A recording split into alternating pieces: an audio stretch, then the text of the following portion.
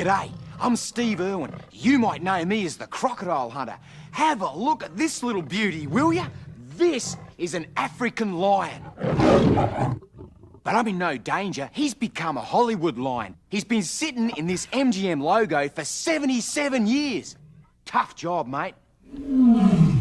Of course, in my new movie, The Crocodile Hunter Collision Course, we make this bloke look like a real pussycat.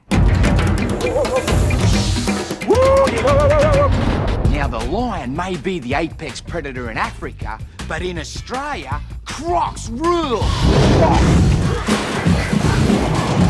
Everything about Collision Course is big, real big.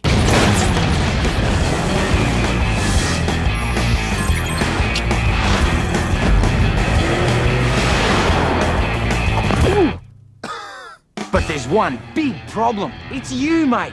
He's too tame.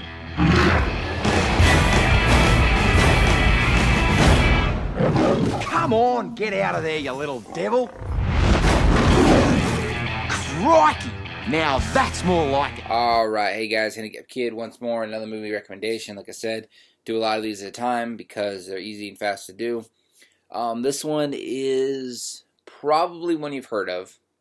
And if you haven't, you're going to know the guy the moment I say it. You're going to know who is in it the second I say it. And that is Crocodile Hunter Collision Course. Alright, that's the Crocodile Hunter movie. If you haven't seen it, shame on you. Unless you're just too young to know who the Crocodile Hunter is. But still, if that's the case, shame on your parents. They should have taught you who Steve Irwin is. This movie is, I mean, I haven't seen it in so long. It's on my shelf. As I said in a video before, I don't recommend movies I do not own at the moment. But this movie, I love everything about this movie, the way they did it. It's a Steve Irwin Crocodile Hunter TV show episode, but in movie form with like a plot to it. It's kind of funny. The whole plot is a satellite exploded, and it's like memory core came down. The part that NASA would want. It's got, tells it all. Why did this happen? What's, all the data the satellite was collecting was on that part. So it comes down and it crashes in Australia, and a crocodile ends up eating it. So there are, of course, bad guys chasing after, trying to get the data core, or whatever you want to call it, the black box of the satellite. And then, of course, Steve Irwin's going around, and they got Steve Irwin going around the Crocodile Hunter, and he's going around doing what he does, and the movie is great. It's a great educational piece for your kids.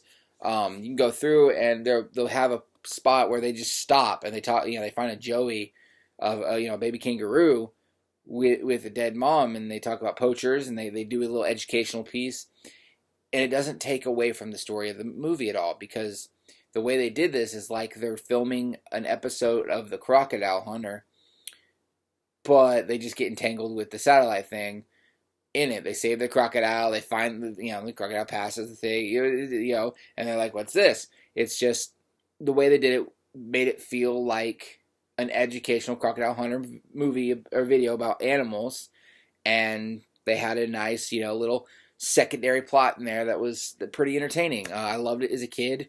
It's, as an adult now, I will admit it's pretty cheesy, but, Steve Irwin taught my generation, and I'm sure generation above me, a lot about animals and respecting the environment. When he died, I was pretty upset. I was a huge fan. I mean, I actually have the article. I have it somewhere still. The article, my grandmother laminated it for me. I had it hanging up on the wall. It was, I loved the Crocodile Hunter growing up. So I actually met him once, but, it was just